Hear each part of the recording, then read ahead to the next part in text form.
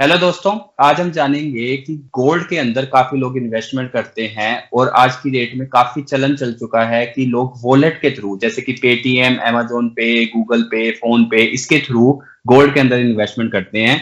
तो आज हम जानेंगे कि इसके फायदे क्या हैं और इसके बाद हम ये जानेंगे कि इसके नुकसान क्या क्या हो सकते हैं अगर आप वॉलेट के थ्रू आप पैसा गोल्ड में इन्वेस्टमेंट करते हैं। तो जैसा कि हम सबसे पहले जो हम शुरू करते हैं वीडियो गोल्ड के लिए, तो सबसे पहले तो आशीष जी मुझे आप गोल्ड का जो प्राइस है उसके बारे में बताएं और उसके बारे में हम इनके वॉलेट के बारे में डिस्कशन करते हैं। बिल्कुल। मैं ये कहना चाहूंगा, वीडियो के अंत तक जुड़े रहें। हम बताएंगे कि अगर आपको लॉन्ग टर्म के लिए इन्वेस्ट करना है तो कहाँ इन्वेस्ट करना बेहतर रहेगा, कौन से वॉलेट में आप इन्वेस्ट करते हैं, क्योंकि आपको कंफ्यूजन रह सकती है कि इतने सारे वॉलेट हैं, किस में इन्वेस्ट करने में आपको ज्यादा फायदा रहेगा। और उसके अलावा आपके ऐसे कौन कौन से चार्जेस हैं, आप हैरान रहेंगे जो आपको नहीं पता है कि ये चार्जेस आपके लगते हैं। कितने टाइम तक आप उस वॉलेट में गोल्ड को रख सकते हैं, क्योंकि एक पर्टिकुलर टाइम के बाद आपको फिजिकल डिलीवरी लेनी ही पड़ती है, तो वो भी जानेंगे। तो सबसे पहले स्टार्ट करते हैं, जैसे हम सभी वीडियो के लिए गोल्ड प्राइस की बात करते हैं। दिल्ली, मुंबई, कोलकाता, कोची, हैदराबाद, गैंगटॉक, बेंगलोर, अहमदाबाद, चंडीगढ़ 24-22 कैरेट गोल्ड का प्राइस आपके सामने है। जो भी इस वीडियो को पहली बार देख रहे हैं उनके लिए मैं बताना चाहूंगा, आप हमारे चैनल पर किसी भी वीडियो में अपनी सिटी का नाम लिखते हैं जिस भी दिन, तो हमारी टीम आपको 24-22 कैरेट का गोल्ड का प्राइस का रिप्लाई कर देती है, ताकि अगर आप गोल्ड खरीदने जा रहे हैं तो आपको सही दाम मिल पाए, ज्वेलर आपको ठगे नहीं। तो सारे गोल्ड के प्राइस विनय जी आपके सामने हैं। तो यहाँ पे अब शुरू करते हैं कि अब जैसे वॉलेट में इन्वेस्टमेंट करते हैं लोग, बट इंडिया के अंदर वॉलेट अब बहुत सारे हो चुके हैं कि तो यूजर जो है वो कंफ्यूज हो जाता है कि मैं कौन सा वॉलेट बेहतर है। जैसे तो अब मेरे को सबसे पहले तो आप ये बताएं कि इंडिया में कौन कौन से वॉलेट हैं जिसके अंदर मैं गोल्ड के अंदर इन्वेस्टमेंट कर सकता हूँ। बिल्कुल। वॉलेट जो है बैक एंड पे 3 जगह इन्वेस्ट करते हैं। आपको यूजर हम्म। इंटरफेस इन वॉलेट के थ्रू मिलता है, पर एक्चुअल में जो पैसा इन्वेस्ट हो रहा है वो या तो सेफ गोल्ड में इन्वेस्ट हो रहा है, हम्म। या एमएमटीसी पैम के थ्रू इन्वेस्ट हो रहा है, या ओगूमोंट के थ्रू हो रहा है। ओगूमेंट का जो है वो अभी कम चलन है, किसी भी वॉलेट ने इनके साथ टाई अप नहीं किया है, पर मेनली जो है सेफ गोल्ड और एमएमटीसी पैम के थ्रू है। लिस्ट आपके सामने है। सेफ गोल्ड के थ्रू एचडीएफसी सिक्योरिटी, फोन पे, अमेजोन पे, फ्लिपकार्ट, और इनफैक्ट कुछ वॉलेट ने तो डबल सब्सक्रिप्शन किया हो। आपको वो दोनों ऑप्शन मिलते हैं, आप सेफ गोल्ड के थ्रू करना चाहते हैं, एमएमटीसी पैम के थ्रू करना चाहते हैं।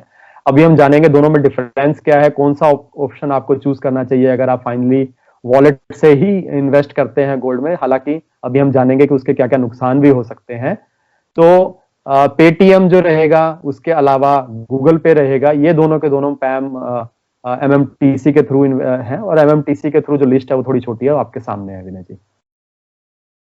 तो यहाँ पे सबसे पहले तो चलो, लोग वॉलेट में इन्वेस्ट कर रहे हैं तो उसके बेनिफिट ही जान लेते हैं। तो इसके सब वॉलेट से इन्वेस्टमेंट करने के क्या बेनिफिट हैं गोल्ड के अंदर। बहुत इजी है इन्वेस्ट करना। आजकल सभी लोग वॉलेट यूज करते हैं, तो उस केस में आप मिनिमम जो है वो 1 रुपए तक का सोना खरीद सकते हैं। ये इसमें सबसे बड़ी बात रहती है। आप प्लग एंड प्ले या टच करके इमीडिएटली आप गोल्ड को बाय करते हैं, सेल करते हैं, with in a few second आप उसको कर सकते हैं। जैसा आप देख पा रहे हैं, आपको अकाउंट अपना ओपन कराना है, केवाईसी कराना है, बाय सेल करना है, स्मॉल क्वांटिटी में भी कर सकते हैं। वॉलेट में आपका जो अमाउंट है वो सिक्योर रहता है। आप एक टाइम के बाद रिक्वेस्ट कर सकते हैं डिलीवरी के लिए। आप चाहें तो सोना आपके घर आ जाता है कॉइन या बार के रूप में, और डिलीवरी जो रहेगा उसके कुछ मेकिंग चार्जेस रहते हैं, जो भी हम जानेंगे क्या रहते हैं।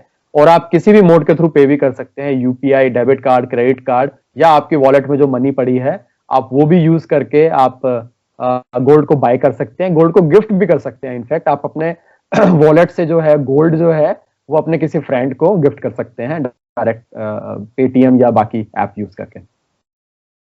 बहुत बढ़िया आशीष। तो यहाँ पे ये तो होगी बेनिफिट।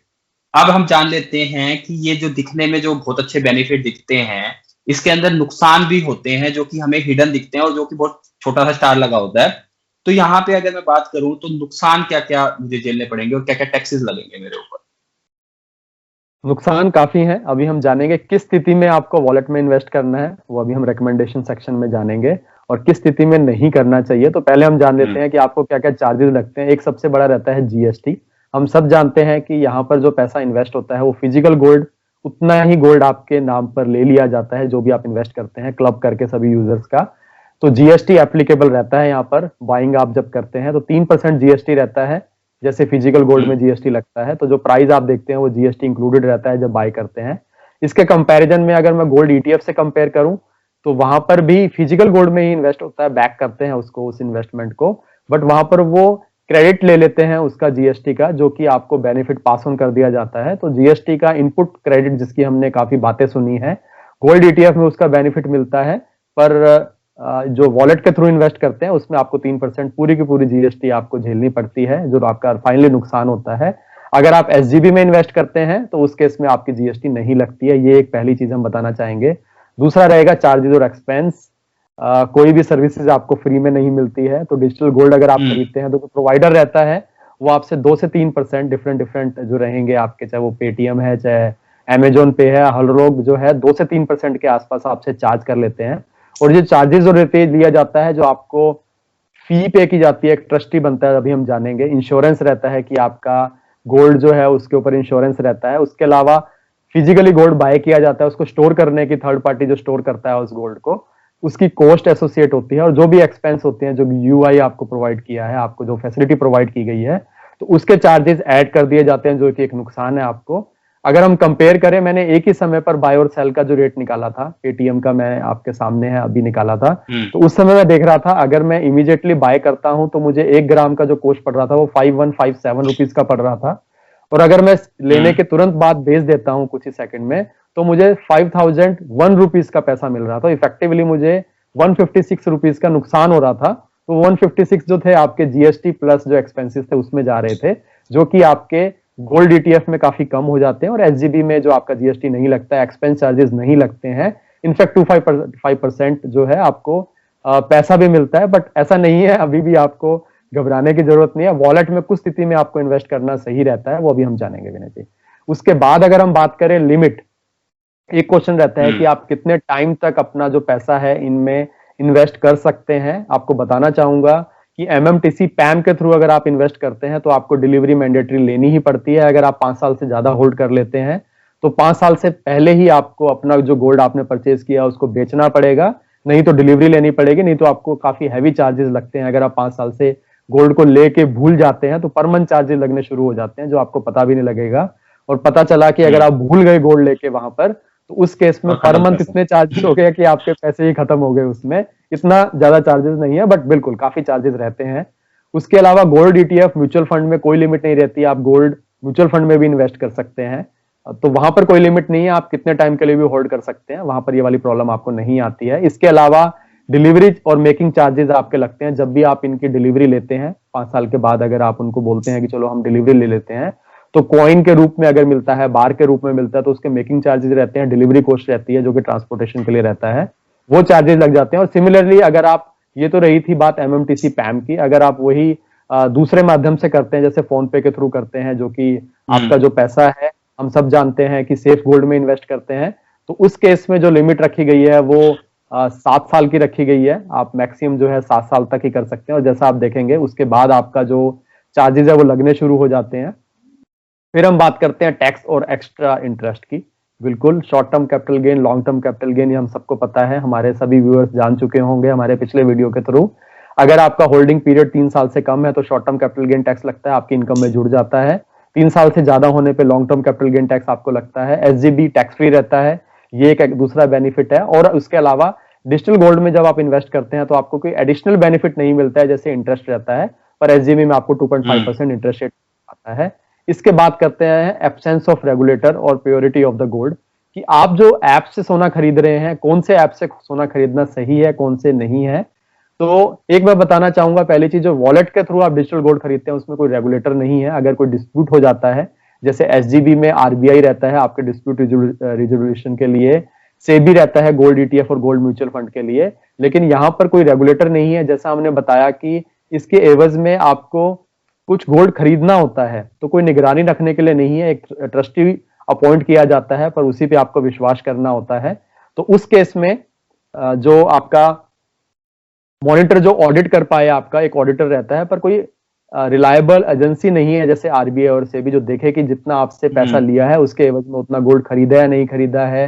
वो सब तरीके से उनकी ऑडिटेड जो अकाउंट्स बुक्स हैं वो ऑडिट हो रही नहीं है। तो ये आपको रेगुलेटर एब्सेंस ना होने पे जो भी दिक्कतें डिस्प्यूट के टाइम पे आती हैं वो फेस करनी पड़ सकती हैं। इसके अलावा अब बात करते हैं सेफ गोल्ड और एमएमटीसी की।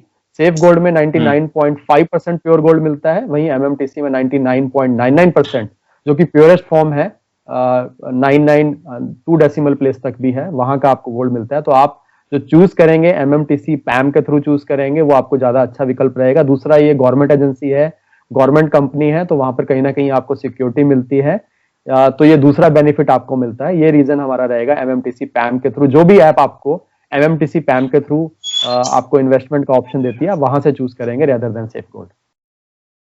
बहुत बढ़िया आशीष। तो यहाँ पे अगर मैं बेहतर ऑप्शन की बात करूं, गोल्ड ईटीएफ, म्यूचुअल फंड और यहाँ पे क्या नाम है एसजीबी, तो आपकी रिकमेंडेशन क्या रहेगी यहाँ पे कि कौन सा बेहतर ऑप्शन रहेगा?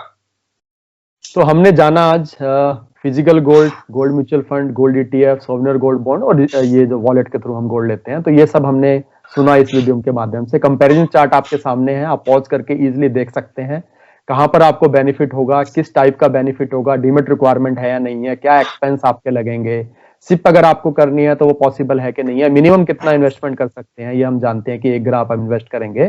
तो जहां पर आपको ग्रीन सेल्स देखने को मिल रही है, उसके अकॉर्डिंग, अपनी रिक्वायरमेंट के अकॉर्डिंग आप इन्वेस्ट करेंगे।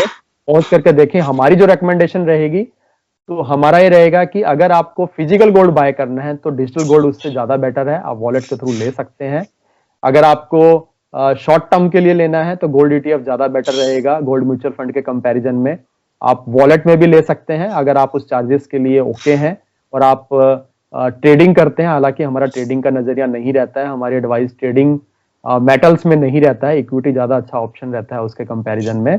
तो अगर आप ट्रेडिंग के लिए सोचते हैं तो बिल्कुल आप वॉलेट का यूज कर सकते हैं गोल्ड म्यूचुअल फंड के कंपैरिजन में। पर अगर आप गोल्ड म्यूचुअल फंड नहीं लेना चाहते, आपके पास डीमेट अकाउंट है, उस केस में आप गोल्ड ईटीएफ को प्रेफर करेंगे। और अगर आप लॉन्ग टर्म के लिए इन्वेस्ट कर रहे हैं तो आपको इनमें से किसी विकल्प में नहीं जाना है, straight forward souvenir gold bond ही आपको लेना है। 2.5% का बेनिफिट, टैक्स का बेनिफिट, ये सोवनियर गोल्ड बॉन्ड को सबसे आगे रखती है। लॉन्ग टर्म के हिसाब से सोवनियर गोल्ड बॉन्ड में इन्वेस्ट करना है विनय। बहुत बढ़िया आशीष। तो ये वीडियो था कि वॉलेट के अंदर अगर आप गोल्ड में इन्वेस्टमेंट करना चाहते हैं तो बेनिफिट क्या है और इसके क्या क्या नुकसान झेलने पड़ सकते हैं। तो आज का वीडियो हम यही खत्म करते हैं। धन्यवाद।